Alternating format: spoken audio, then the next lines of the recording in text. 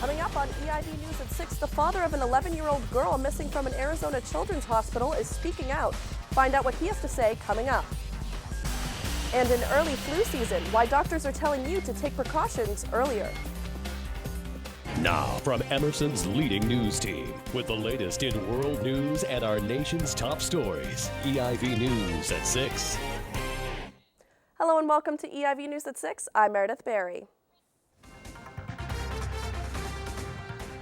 The New Hampshire couple accused of beating and burning a 3-year-old boy appeared in court Monday. 23-year-old Jessica Linscott was charged with 6 counts of endangering the welfare of a child. Her bail was set at $100,000. 27-year-old Royland Dow was charged with first and second-degree assault, and his bail was set at $500,000. The couple was arrested at Universal Studios while watching a parade. They went on the run after dropping their toddler off at a hospital and claiming his injuries were self-inflicted. Tragedy struck the NFL community over the weekend. EIV reporter Emily Grossberg is in studio with an update. Emily? Thanks, Meredith. It was an argument gone wrong. NFL linebacker Jovan Belcher killed his girlfriend and then took his own life in front of his coaches. The entire NFL franchise is mourning the loss of a beloved player. Kansas City Chiefs linebacker Jovan Belcher murdered his girlfriend early Saturday morning, then turned the gun on himself. A lady came out and said that her daughter had been shot by her boyfriend several times inside the residence. We went in the residence. She was taken to a local hospital where she died a short time later. Police say Belcher shot 22-year-old Cassandra Perkins multiple times inside a home just a few miles from Arrowhead Stadium. After killing Perkins, he drove to Arrowhead, where he thanked the Chiefs' general manager and head coach before turning the gun on himself, taking his own life. When the officers arrived, when they were pulling up, they actually observed a black male who had a gun to his head, and he was talking to a couple of coaches out in the parking lot. As officers pulled up and began to park, that's when they heard the gunshot, and it appears the individual took his own life. The Kansas City Chiefs released a statement Saturday morning saying, quote, "We can confirm there was an incident in Arrowhead earlier this morning. We are cooperating with authorities in their investigation." Belcher was just 25 years old. He grew up in New York and graduated from the University of Maine. This is a real tragedy, horrible tragedy. Just one of those young men that we have such great memories of here. He signed with the Chiefs as an undrafted free agent right out of college and has been with the team for the past 4 years. He eventually made it to the starting lineup and played in all 11 games this season. He was one of the nicest people that I knew. He was a very competitive player, and he was one of the best athletes I saw. Belcher and Perkins leave behind a 3-month-old girl who is being cared for by family. For EIV News, I'm Emily Grossberg. The father of the little girl missing from an Arizona children's hospital is speaking out. Luis Bracamontes says his daughter is doing fine and is being treated in Mexico. 11-year-old Emily Bracamontes was being treated for leukemia when she had to get a heart catheter after suffering an infection. She was taken from the hospital before the catheter could be removed. Hospital authorities say she is still at high risk for a deadly infection. Emily was last seen in surveillance video walking out of the hospital with her mother, Norma Bracamontes. Officials say this latest development only raises more red flags. They say they won't stop until she's found. A catastrophic typhoon hit the southern Philippines on Tuesday, killing 27 people. Typhoon Bopa struck the large southern island of Mindanao. It was the most powerful typhoon to hit this remote island in decades, with winds of 110 miles per hour. Authorities said it destroyed homes and set off a landslide. According to the Philippines news agency, the typhoon has affected more than 57,000 people. Mindanao is rarely in the direct path of tropical cyclones. People fear it could be as devastating as a storm that killed more than 1,200 people in that area almost a year ago. Things on the East Coast have been relatively quiet weather-wise, but on the West Coast, residents have been dealing with several severe storms over the past few days. We go now to our weather correspondent, Mary Kate Mannion, who has all of that and your weekly forecast. Mary Kate?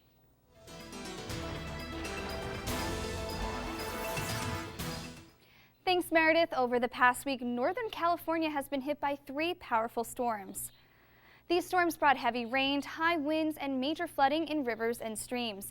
The strong winds knocked down many trees and power lines, causing over 600,000 to lose power.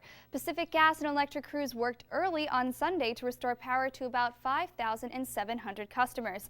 As of today, only a few of those people are still left without power. Now, there's currently another storm that is looming off of the West Coast right now, but it's only going to be hitting California, Oregon, and Washington State. Now, looking at the rainfall, there's an estimation of anywhere between 2 to 6 inches, while some areas on the coast specifically could see up to 8 inches. Moving inland, the mountain areas can expect anywhere from 1 to 2 feet of heavy snow across the Cascade and Teton mountain ranges. Yesterday, a cold front moved over the northeast, bringing rain and cooler temperatures into the week. Highs will range from 30s around the Great Lakes to 50s in the mid-Atlantic area. There's also the possibility of snow over western parts of New York, but it's not too likely to stick just yet. Looking to the Midwest, it's also going to be chilly with showers forming over the Great Lakes to bring snow to northern Michigan. Now to the south, there were several pockets of thunderstorms that moved across the Carolinas today, but the rest of the week looks dry.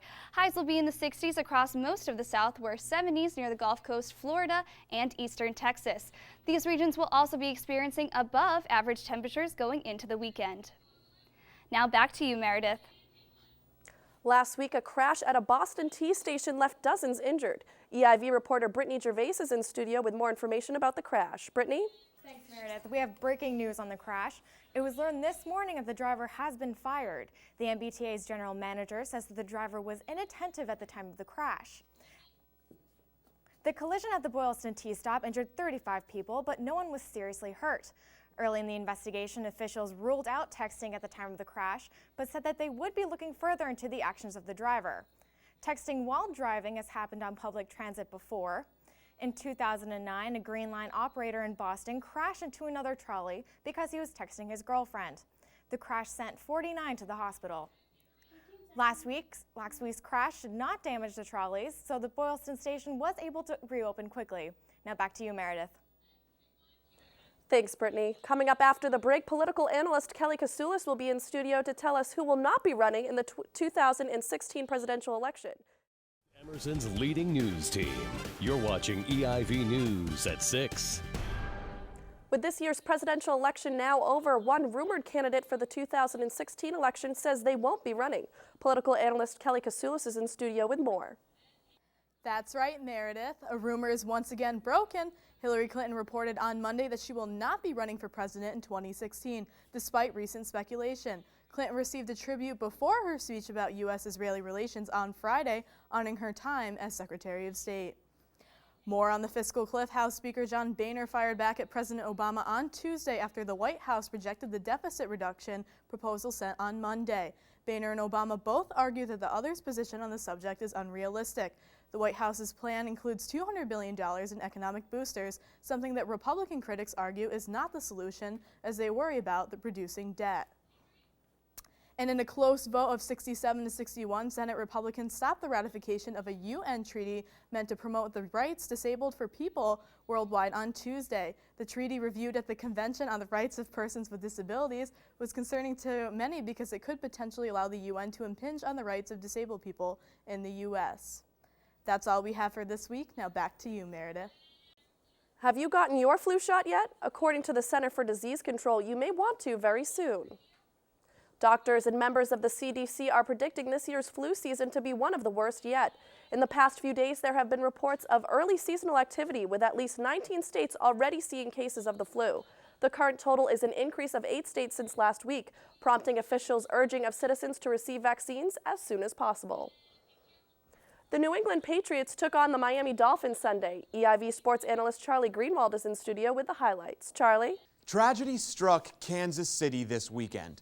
Jovan Belcher, Chiefs linebacker, murdered his girlfriend, drove to Arrowhead Stadium, and then killed himself in front of head coach Romeo Crennel and GM Scott Pioli on Saturday. Although many details have yet to be released, the Chiefs played and defeated the Carolina Panthers on Sunday 27-21, playing arguably their best game of the year. Honoring their fallen brother, the team took a moment of silence before the game. The New England Patriots clinched the division, barely. Although the team is now nicely atop the AFC East, they had to escape the clutches of the Miami Dolphins first. Let's get to the highlights. Miami Dolphins hosting the New England Patriots, who are looking to lock up the AFC East. Let's pick it up first quarter. Tom Brady gives it to Stephen Ridley, who runs it in for the 3-yard touchdown. Ridley would have 71 yards on 19 carries. Second quarter, Patriots up 7-3. Tom Brady connects with Wes Welker for the score, putting the Patriots up 14-3 just before the half. Brady would throw 288 passing yards. His counterpart, Ryan Tannehill, though, would respond just before the second half, jumping in for the 2-yard score. Dolphins would be down by a touchdown, but the Patriots have other plans. Scoring here in the fourth quarter, Brady would connect with Aaron Hernandez, and although the play would be marked down before the end zone due to a foul, the Pats would hit a field goal and go on to win 23-16. One college basketball giant just fell from grace. Kentucky, just a week after sliding from number 3 to number 8, fell completely out of the Associated Press's college basketball poll Monday in what was the biggest single-week drop from the rankings since they were expanded to 25 teams in 1990. John Calipari's squad lost to Notre Dame and Baylor last week, snapping their 55 home game winning streak. Indiana, Duke, and Michigan remain the top 3 teams. That's all I have for sports this week. Back to you at the desk.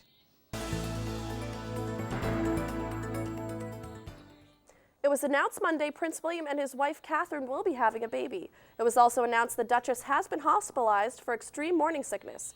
EIV health expert Anthony Monzon is here to talk about what is happening with Princess Kate. Now, Anthony, what can you tell us? Well, Meredith, this is just a huge situation any way you cut it. You could start off with the fact that the Windsor family will be adding another generation to their lineage, but that would just be scratching the surface, really. Actually, if you kind of look into it, starting from right after when the pregnancy was announced, search results involving Kate Middleton's name have shot up about 18,000%.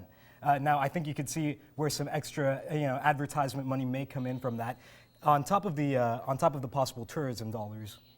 All right, and now it's rumored now that Kate is pregnant with twins. What would that mean? Now, would leave us in a very interesting situation, seeing as how obstetricians can diagnose a woman with twins as early as 4 weeks into her pregnancy. So Kate is 12 weeks in right now. So that would mean that the royal family is either keeping a royal secret, or that there is actually no twins and Kate is just experiencing morning sickness. In the case of twins, now who would take over? Who would be the heir? So, C-sections aren't really as simple as they seem, or are actually more simple than they seem. Usually obstetricians go in and they just make an incision around the pelvic area, and the twin that's actually closest to the incision would be the one that would be delivered first usually. So the idea that a doctor would choose the next heir to the throne is still a little bit, out of left field. Okay, Anthony, well, thank you very much. You may have seen the picture of a New York City police officer giving a pair of boots to a homeless man. It went viral on the internet last week after a tourist snapped the picture and sent it to the NYPD, who posted it on their Facebook page. EIV's Mike Sakoining joins us now, and Mike, I understand there is now some controversy surrounding it. And Meredith, that's right. We're learning more tonight about the man who received those boots from the officer, including that he isn't actually homeless. Nonetheless, it doesn't take away from Officer Larry DePrimo's act of kindness. DePrimo even telling the Today Show he knew he had to help. And as you're about to see, people across the country, including right here in Boston, are doing small deeds to help brighten the day of a perfect stranger. I didn't know this was going to be such a big deal. It's a picture that's worth 1,000 words. An Arizona woman visiting New York City a few weeks ago took this picture.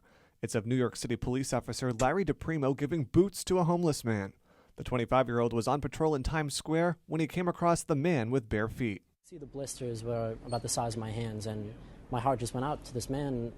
Like, I didn't think anything of it. I just went towards him, asked him if he wanted a pair of socks, and he said no, but thank you, and God bless you for asking. And that I found amazing because, he doesn't even have a pair of socks to his name, and he has the heart to say God bless me. And it was just inspiring. Officer DePrimo then went to the nearby Skechers, where he bought the man socks and boots with his own money.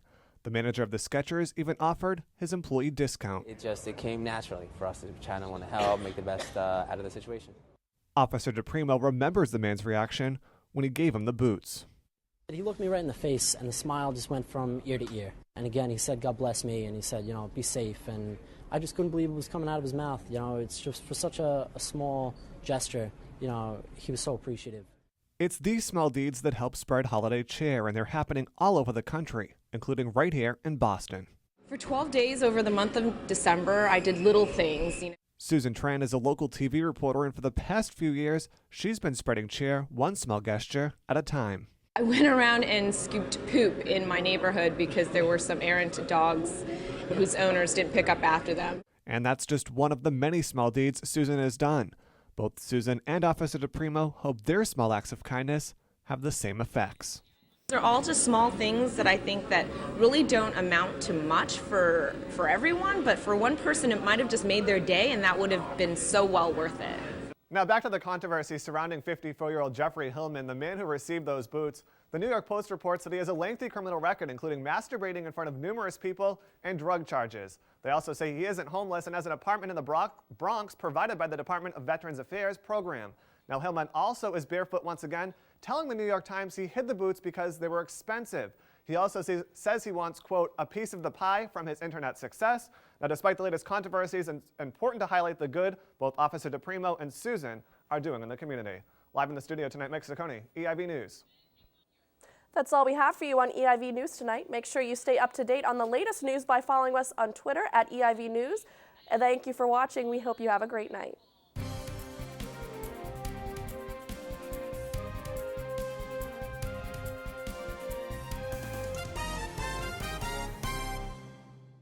This has been a presentation of EIV News and Emerson Independent Video. For more, visit us online at eivnews.com.